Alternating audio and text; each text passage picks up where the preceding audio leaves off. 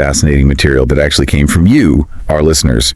It's an excerpt from something called Talking About Your Evening Routine in English. And while, it's clearly about language learning, what you were curious about, and what we really want to unpack today, is the surprising power behind this seemingly simple idea. Right. How it builds confidence, not just in English, but maybe in learning any new skill. Exactly. It taps into something quite profound, I think, about how our brains actually learn, how we connect with things. Okay, let's unpack this. So our main source, as I said, it's this section from a language learning script, talking about your evening routine in English. Yes. And it's designed in a very specific way, isn't it? Learner-friendly, very slow-paced.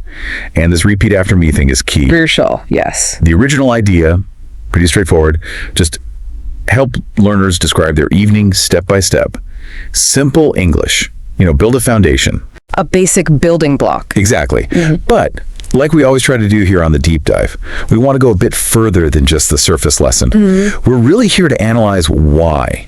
Why does this specific method, focusing on something so personal, so everyday, like your evening routine, plus repetition, plus simplicity, why is it so incredibly effective? It seems almost counterintuitive sometimes. It does.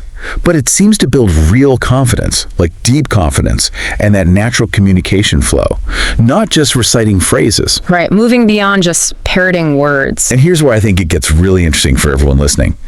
We want to pull back the curtain a bit and see how these ideas, these principles, actually spread out. Yeah, the broader implications. Exactly. How this could apply to learning almost anything new you want to tackle. Maybe it's coding or picking up guitar or, even cooking something new. Absolutely. The core mechanics are often very similar. So get ready for, hopefully, some surprising facts and insights that go way beyond just, learning a few new English words. Well, what's fascinating right from the start, I think, is how English Unleashed, the source material, it grounds everything in something everyone has, their own life. It doesn't kick off with, complicated grammar charts or a big list of academic words you'll never use. It just starts with you. Just you. Yeah. And this whole idea of using your personal everyday routines, things inside out as your sort of learning lab, it's actually revolutionary in its simplicity. It really is. It's like the unsung hero of this method, isn't it? Completely. It feels like finding out the best learning tools aren't locked away somewhere complex or expensive. They're just there in the rhythm of your normal day. Exactly. Woven into the fabric of your life. And the source specifically mentions evenings. Why evenings, do you think? Is there something special about that time, more than, say, mornings? Well, I think it's a brilliant choice, actually. As the source itself says, evenings are real. They're tangible experiences you actually live through, and they're consistent. Most people have some kind of evening routine. Even if it's very simple, it's predictable. Right, there's a pattern. Precisely. And that familiarity creates this really stable, low-pressure space for practice. Think about it when you describe something you do every single night. Yeah. The cognitive load, the mental effort, it just plummets. You're not trying to remember complex historical facts or scientific theories. No, you're just saying, I watch TV or I brush my teeth. Exactly. Things you do almost automatically. So the language learning feels less like hard work. Less like homework. Yes. And more like just a natural extension of what you already do that gets anchored in your reality. Anchored, I like that. Concrete. Makes it much easier to remember and, I guess, actually use later. Much more memorable, much easier to reproduce than abstract concepts. You're building with familiar materials, you see. That makes so much sense, especially for language, which is so personal anyway. But I can almost hear some people thinking, isn't this too simple? It's not serious enough. The not academic enough concern. Yeah. But the source is something I found really liberating. You don't need big grammar. You don't need to talk about news or science. You just talk about you. That's a powerful statement. It is. Yeah. Because for so many people learning English, the sheer weight of grammar or the pressure to talk about, politics or something complex. Yeah. It's paralyzing. Absolutely paralyzing. It's a huge barrier. And this approach feels like it just poof. Yeah. Makes that pressure disappear. It really does. And that's so important for building confidence. Real lasting confidence. How so? Well, when you consciously take away that demand for perfection right now, that constant fear of making a mistake, you free yourself up to just talk. To just focus on the main goal of language, which is simply communication. getting your meaning across. Okay. By keeping the content super simple, what you do, how you feel, learners can build a solid base of fluency without getting stuck analyzing every little rule. Right. Not getting bogged down. Exactly. It's not saying grammar isn't important eventually, of course not, but it's letting the practical use come before the formal rules. So using it first, understanding it later. In a way, yes. It champions what it calls everyday real English as the best practice because it's useful right away, it's relatable, it's personal. That makes sense. It reduces that mental overload, allows your brain to just make the connections naturally. Precisely. Action, feeling, expression, like learning to ride a bike, you know? You don't start with physics lectures. No, you just wobble around a bit first. Just get on and start pedaling, yeah. So it's really about how you learn, not just what. And the source pushes this even further with advice for practicing by yourself. The self-practice element. It says, even if you are alone, even if no one asks you questions, you can still practice by talking about your evening. Which is incredibly empowering. Totally. And it suggests how. Say it out loud or just think it or even record yourself. It puts you in charge. Absolutely. And that raises a really interesting question, doesn't it? How many other skills could really take off if we used this kind of solo practice? Good point. The power here is in the autonomy it gives you. You're not waiting for a teacher or a partner or a class. You're your own resource. You are your own most reliable learning resource, exactly. And practicing out loud, even just to the walls. Yeah. Feels a bit weird at first, maybe. Maybe. But it engages different parts of your brain. Speech production, listening to yourself. The auditory feedback. Critical, and recording yourself. That gives you objective feedback. You can hear your pronunciation, your rhythm, in a way you can't just listening inside your head. Actions one after the other. Crucial for describing any process or routine. Like instructions almost. Exactly. And it introduces that basic hygiene vocabulary naturally. The structure, verb, object, conjunction is a foundational pattern you can use everywhere. Morning routine, making coffee, anything. Building blocks. Definitely. Building a sequence. And the last one we'll look at gets a bit more reflective. Before I sleep, I think about my day and what I want to do tomorrow. Yes, this is brilliant. It moves beyond just physical actions into thoughts, planning. Okay. Before I sleep, another time marker for routines, I think about introducing reflection. And crucially, it slips in the future tense what I want to do tomorrow without a big grammar lesson. You just absorb it naturally. Exactly, within a meaningful context. Yeah. So those 5 sentences together, they create this little coherent story, personal, practical, and very real. It's clear it's not just about listening, though. The instruction is specific. Say it out loud with me. That active part seems critical. Why is just listening not enough? No, listening alone isn't enough for this kind of learning. And here's where it gets really interesting, and it applies way beyond language. Okay. The act of actually saying the words out loud, vocalizing, it creates this powerful feedback loop. How so? You hear yourself speak. That reinforces the sound in your brain. And that auditory feedback lets you self-correct. You hear if you stumbled, if the pronunciation was off. Okay. You catch your own mistakes. Or just notice how it sounds. It helps solidify the sounds, the rhythm, the intonation. It's that vital step from just passively receiving information to actively producing it. From listening to doing. Exactly. And the physical act itself, moving your mouth, tongue, vocal cords, even if it feels awkward initially, it physically trains those muscles. Improves pronunciation, fluency. Like physiotherapy for your mouth. Kind of. It's kinesthetic learning by doing. And doing it physically makes the memory much stronger. It turns abstract stuff, words, sounds, into something you can actually do. An embodied skill. This leads us right to the results, the outcomes the source talks about. It says, if you do this consistently, every day, you stop translating, you speak more naturally, you feel more confident. That idea of stopping the mental translation, that pause where you're scrambling in your head, changing that to just speaking automatically, intuitively.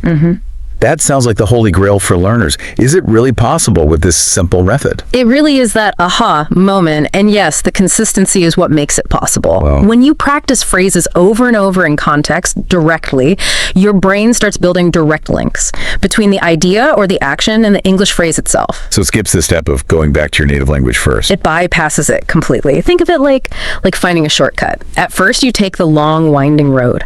But the more you travel the route, the more your brain clears a direct path, a superhighway. That's your brain building efficient neural pathways. It makes producing English less effortful, less conscious, more automatic. And that's what leads to sounding more natural, more spontaneous. Exactly. You're not thinking about the language so much, you're just using it. So it's not just knowing the words, it's getting your brain and mouth, as the source says, to work together in English, like a team. Precisely. Like physical conditioning for your language muscles, as you put it. Yeah, my brain's doing reps right now. Exactly. Think of it like going to the gym, but for your mouth and mind. You don't start with the heaviest weights. No, You yeah. start light, lots of reps. Speaking isn't just thinking, it's a complex motor skill. Coordinating your tongue, lips, jaw, breath, it's intricate. You don't really think about how complex it is until you try a new language. Absolutely. So by repeating these phrases, you're literally training your brain to send the right signals to all those muscles, like a musician practicing scales. Or an athlete doing drills. Same principle. A basketball player dribbling, a golfer swinging, over and over.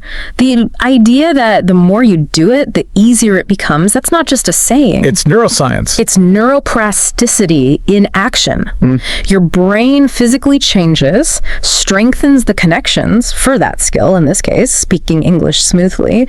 Repetitive, low-stress practice makes foreign sounds and structures feel natural, automatic. And the source really emphasizes this with that powerful message. You don't need perfect grammar. You don't need to speak fast. You just need to speak. Such a liberating message. It feels like it because that pressure for perfection, it's a killer for so many learners. Oh. Stops them trying. Completely. A brick wall. Right. Okay, here's a question.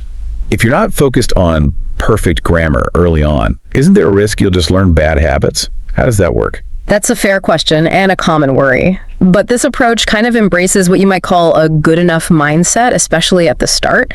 And psychologically, that's huge. By taking away the pressure for perfection, you lower the barrier to just doing it, to practicing consistently. You encourage people to open their mouths and try, even if it's not perfect. Which is crucial for building motivation. Absolutely crucial for intrinsic motivation. Every little sentence you manage becomes a small win.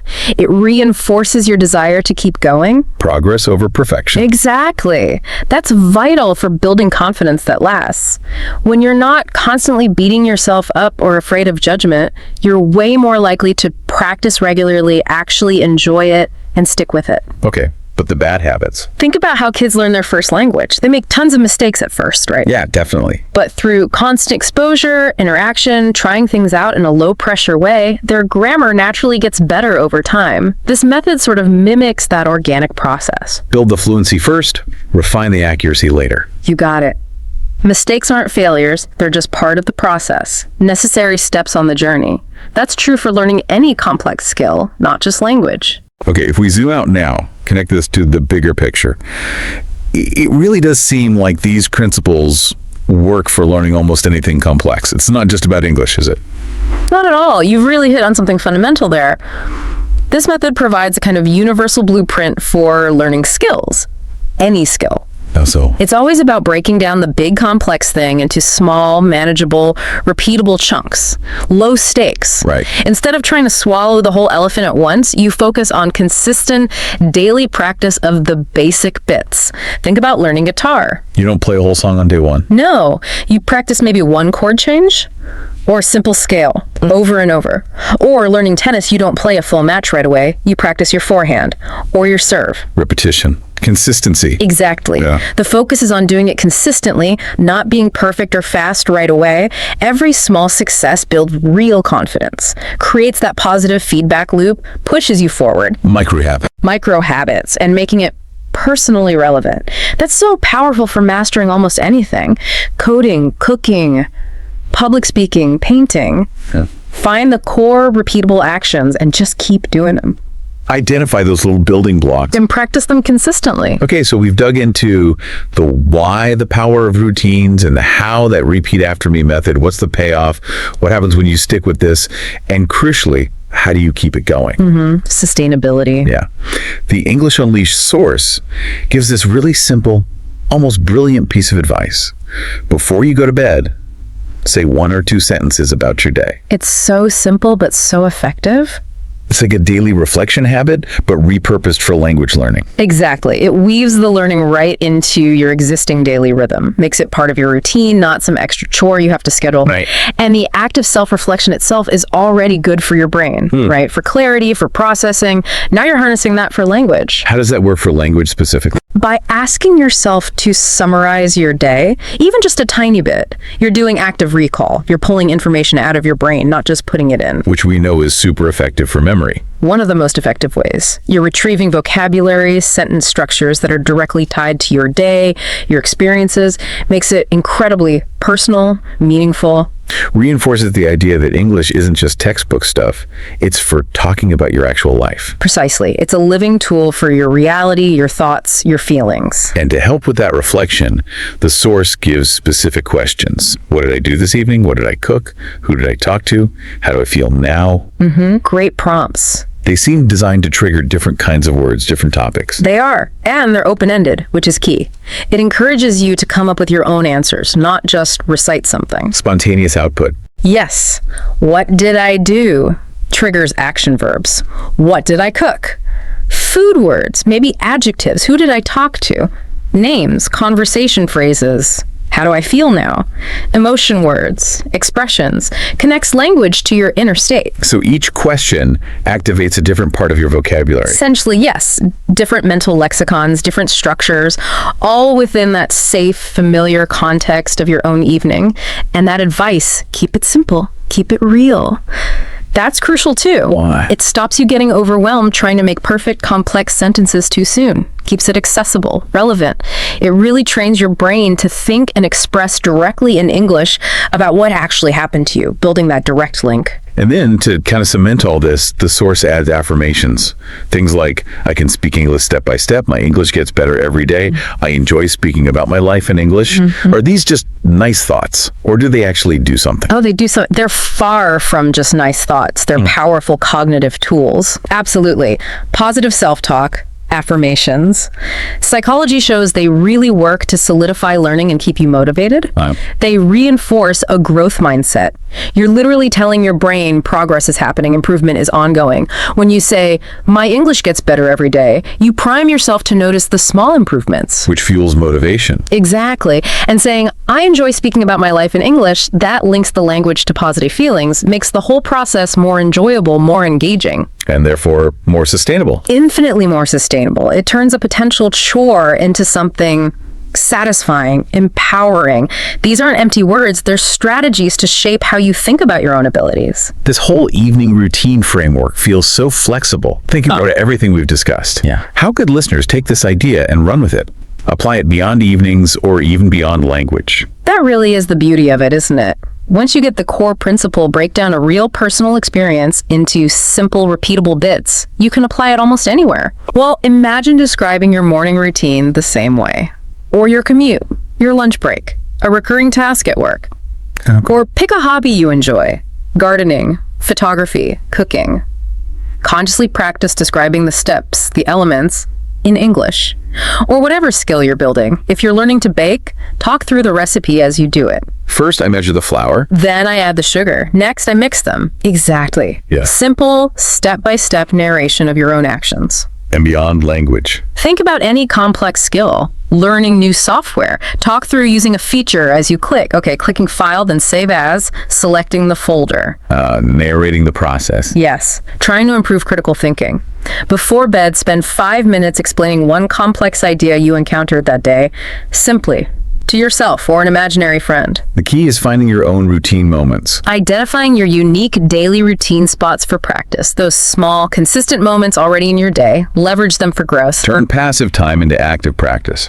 Exactly. It's not about finding extra time. It's about using the time you already have more deliberately. Turning passive consumption into active production. Action. Wow. What a deep dive that was. We've really seen how just describing your evening routine, using this calm, slow, repeat after me approach, it's incredibly powerful. It seems simple on the surface. Totally. Okay. But it's not just about learning words. It's systematically building real confidence. It's helping you speak naturally by kind of bypassing that translation step. And it's physically training your brain and mouth to sync up. Celebrating progress, not perfection, making every small step feel like a win. Using your own life as the textbook. Exactly. Using the rhythm of your daily life to unlock fluency and keep yourself motivated from the inside out, it really changes how you think about fitting learning into your day. So what does all of this mean for you listening right now? Maybe take a moment, think about your own daily life. Your patterns, your routines. Yeah, the things you do pretty much every day, maybe without even thinking. Where are those hidden learning opportunities for you? Like describing your evening. Can you use those moments to get better at a skill you care about, understand something complex more deeply, or just grow a little bit as a person? One simple sentence, one small step at a time. What's one tiny consistent thing you could start doing? Maybe even tonight. To take ownership of your learning and turn those everyday moments into something, well, something really quite powerful.